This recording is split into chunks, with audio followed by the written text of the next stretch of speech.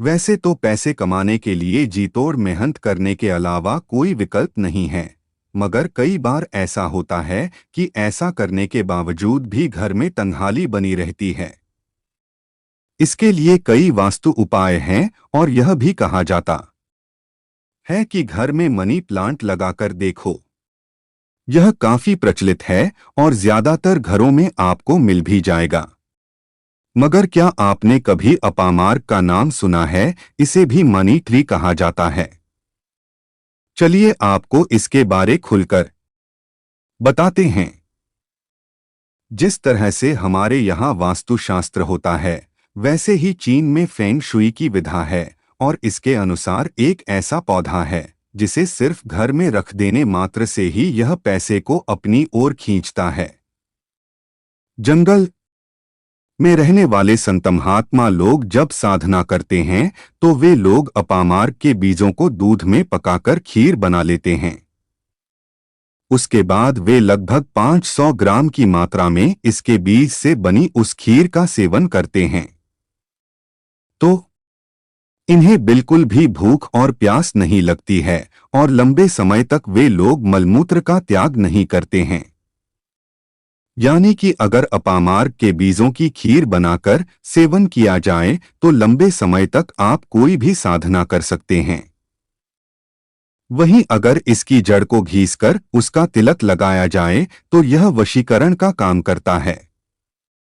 Video को शुरू करने से पहले प्रिय मित्रों, हमारे चैनल A to Z धार्मिक ज्ञान को सब्सक्राइब कर लीजिएगा। प्रिय मित्रों, इसी तरह के ज्ञानवर्धक जानकारी लेकर हम इस चैनल पर आते रहते हैं। चलिए प्रिय मित्रों शुरू करते हैं। वहीं बहेड़ा और अपामार्क की जड़ का तंत्र क्रियाओं में विशेष प्रयोग किया जाता है।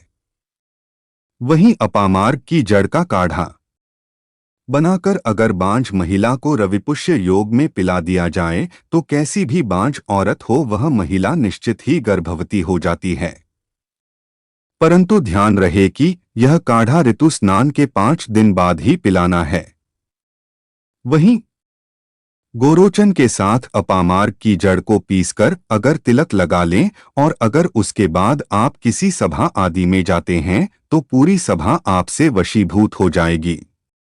वहीं गोरोचन के साथ अपामार्क की जड़ को घिसकर आप तिलक लगाते हैं तो पत्थर हृदय वाली स्त्री भी आपके प्रेम में बंध जाएगी और दुनिया की कोई भी शक्ति उन्हें आपसे प्रेम करने से नहीं रोक पाएगी।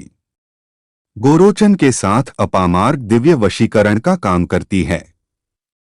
रविपुष्य योग में अपामार्क की जड़ का अंजन करने से आपको जमीन में दबा हुआ धन दिखाई देने लगता है और आसपास के भूत प्रेत और जो वहां मौजूद नकारात्मक शक्तियां हैं, देवी देवता और सकारात्मक शक्तियां आपको दिखाई देने लगती हैं।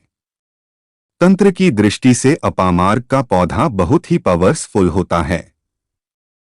इसीलिए बड़े बड़े आयुर्वेदाचार्य और बड़े बड़े संत महात्माओं ने सबसे पहले इसे उत्तम श्रेणी में रखा है, क्योंकि इसके तंत्र का प्रभाव कभी भी विफल नहीं जाता है।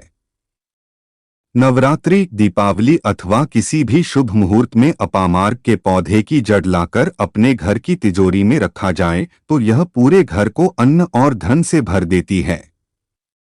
इतनी अधिक अपामार्क की जड़ में समाहित शक्तियां होती हैं